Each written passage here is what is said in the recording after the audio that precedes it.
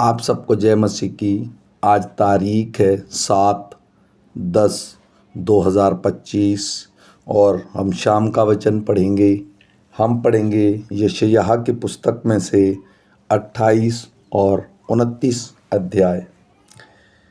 घमंड के मुकुट पर हाय जो एप्रैम के मतवालों का है, और उनकी भड़कीली सुंदरता पर जो मुरझाने वाला फूल है, जो अति उपजाऊ तराई के सिरे पर दाखमधु से मतवालों की है। देखो, प्रभु के पास एक बलवंत और सामर्थी है, जो ओले और वर्षा या उजाड़ने वाली आंधी या बाढ़ की प्रचंड धार के समान है। वह उसको कठोरता से भूमि पर गिरा देगा। एप्रैमी मतवालों के घमंड का मुकुट पाँव से लताड़ा जाएगा, और उनकी भड़कीली सुंदरता का मुरझाने वाला फूल जो अति उपजाऊ तराई के सिरे पर है, वह भीषण काल से पहले पके अंजीर के समान होगा, जिसे देखने वाला अति ही हाथ में ले और निगल जाए।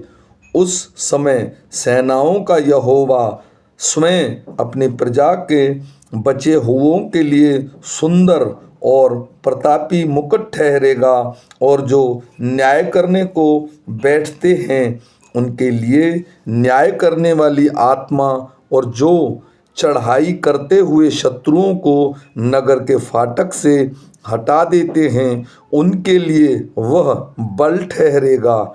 ये भी दाखमधु के कारण डगमगाते और मदरा से लड़खड़ाते हैं। याजक और नबी भी मदिरा के कारण डगमगाते हैं। दाखमधु ने इनको भुला दिया है। वे मदिरा के कारण लड़खड़ाते और दर्शन पाते हुए भी भटक जाते और न्याय में भूल करते हैं, क्योंकि भोजन के सब आसन वामन और मल से भरे हैं। कोई शुद्ध स्थान नहीं बचा। वह किसको ज्ञान सिखाएगा और किसको अपने समाचार का अर्थ समझाएगा? क्या उनको जो दूध छुड़ाए हुए और स्तन से लगाए हुए हैं? क्योंकि आज्ञा पर आज्ञा, आज्ञा पर आज्ञा, नियम पर नियम, नियम पर नियम, थोड़ा यहाँ थोड़ा वहाँ, वह तो इन लोगों से परदेसी होठों और विदेशी भाषा वालों के द्वारा बातें करेगा। जिससे उसने कहा, विश्राम इसी से मिलेगा, इसी के द्वारा थके हुओं को विश्राम दो। परंतु उन्होंने सुनना न चाहा, इसलिए यहोवा का वचन उनके पास आज्ञा पर आज्ञा, आज्ञा पर आज्ञा, नियम पर नियम, नियम पर नियम है, थोड़ा यहाँ थोड़ा वहाँ, जिससे वे ठोकर खाकर चित्त गिरें और घायल हो जाएं और फंदे में फंसकर पकड़े जाएं।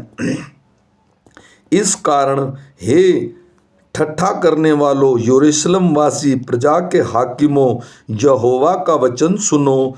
तुमने कहा है, हमने मृत्यु से वाचा बांधी और अर्धलोक से प्रतिज्ञा कराई है। इस कारण विपत्ति जब बाढ़ के समान बढ़ आए तब हमारे पास न आएगी, क्योंकि हमने झूठ की शरण ली और मिथ्या की आड़ में छिपे हुए हैं। इसलिए प्रभु यहोवा यों कहता है, देखो, मैंने सिय्योन में नीम का एक पत्थर रखा है, एक परखा हुआ पत्थर, कोने का अनमोल और अति दृढ़ नीम के योग्य पत्थर। और जो कोई विश्वास रखे वह उतावली न करेगा। और मैं न्याय को डोरी और धर्म को साहुल ठहराऊंगा, और तुम्हारा झूठ का शरण स्थान ओलों से बह जाएगा, और तुम्हारे छिपने का स्थान जल में डूब जाएगा। तब जो वाचा तुमने मृत्यु से बांधी है वह टूट जाएगी, और जो प्रतिज्ञा तुमने अर्धलोक से कराई वह न ठहरेगी। जब विपत्ति बाढ़ के समान बढ़ आए तब तुम उसमें डूब ही जाओगे। जब जब वह बाढ़ आए तब तब वह तुमको ले जाएगी। वह प्रतिदिन वरन रात दिन बढ़ा करेगी और इस समाचार का सुनना ही व्याकुल होने का कारण होगा, क्योंकि बिछौना टांग फैलाने के लिए छोटा और ओढ़ना ओढ़ने के लिए सकरा है। क्योंकि यहोवा ऐसा उठ खड़ा होगा जैसे वह पराजीम नामक पर्वत पर खड़ा हुआ और जैसे गिबोन की तराई में उसने क्रोध दिखाया था, वह अब फिर क्रोध दिखाएगा, जिससे वह अपना काम करे जो अचंभित काम है और वह कार्य करे जो अनोखा है। इसलिए अब तुम ठट्ठा मत करो, नहीं तो तुम्हारे बंधन कसे जाएंगे, क्योंकि मैंने सेनाओं के प्रभु यहोवा से यह सुना है कि सारे देश का सत्यानाश ठाना गया है।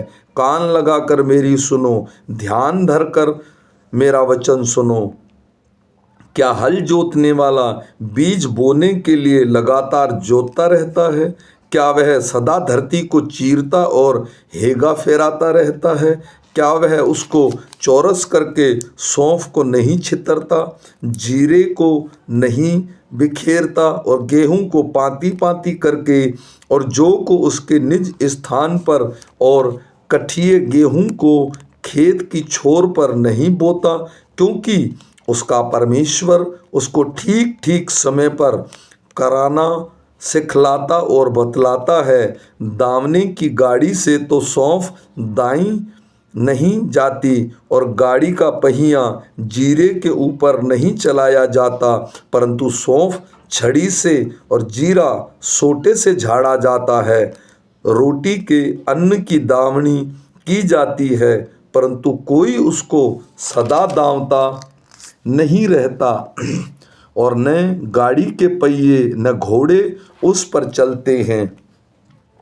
वह उसे चूर चूर नहीं करता।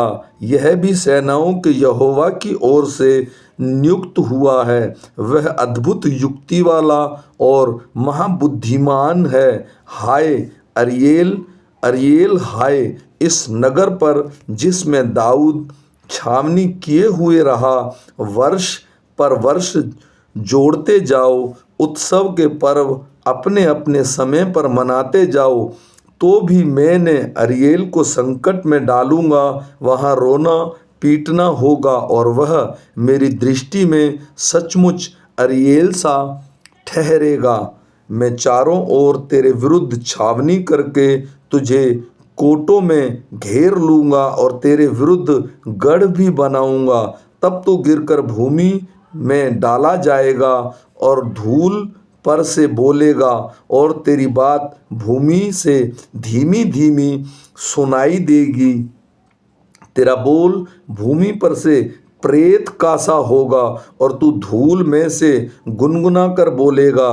तब तेरे परदेसी बैरियों की भीड़ सूक्ष्म धूल के समान और उन भयानक लोगों की भीड़ भूसे के समान उड़ाई जाएगी। सेनाओं का यहोवा अचानक बादल गरजाता, भूमि को कपाता और महाध्वनि करता, बवंडर और आंधी चलाता और नष्ट करने वाली अग्नि भड़काता हुआ उसके पास आएगा, और जातियों की सारी भीड़ को अरियेल से युद्ध करेगी, और जितने लोग उसकी और उसके गढ़ के विरुद्ध लड़ेंगे और उसको संकट में डालेंगे, वे सब रात के देखते हुए स्वप्न के समान ठहरेंगे।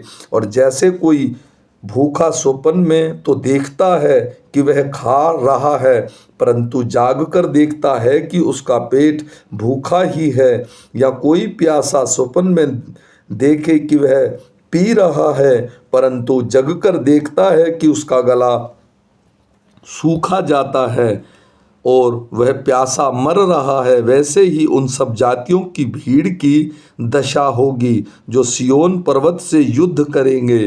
ठहरे जाओ और चकित होवो, भोग विलास करो और अंधे हो जाओ। वे मतवाले तो हैं परंतु दाखमधु से नहीं, वे डगमगाते तो हैं परंतु मदिरा पीने से नहीं।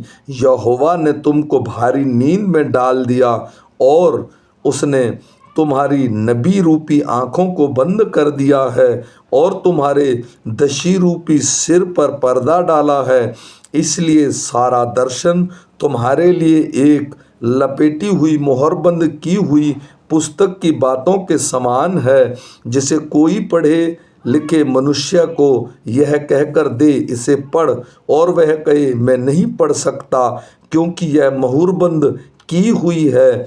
तब वही पुस्तक अनपढ़ को यह कहकर दी जाए, इसे पढ़, और वह कहे मैं तो अनपढ़ हूँ।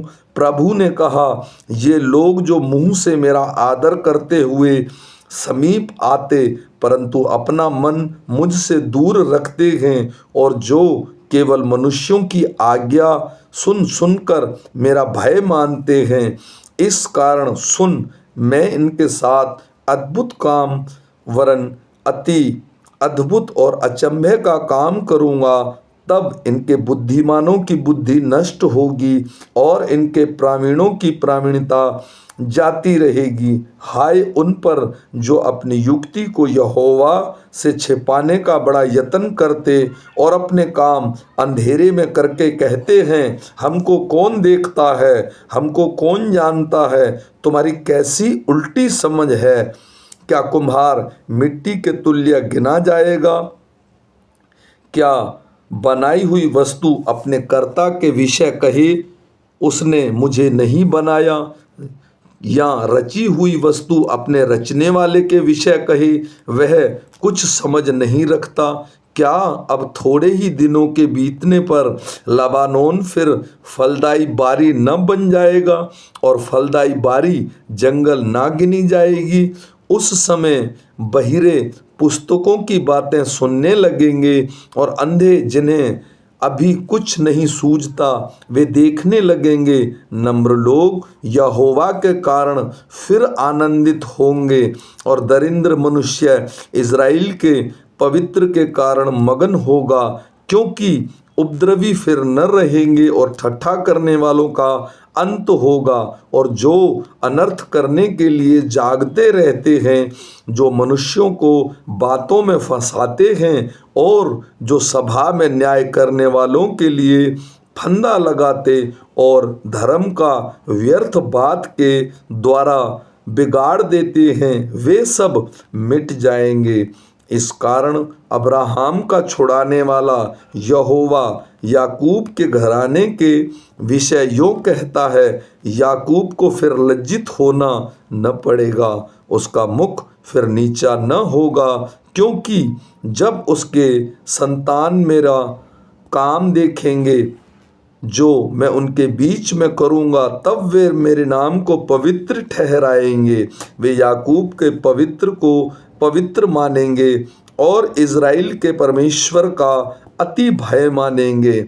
उस समय जिनका मन भटका हो वे बुद्धि प्राप्त करेंगे और जो कुड़कुड़ाते हैं वे शिक्षा ग्रहण करेंगे।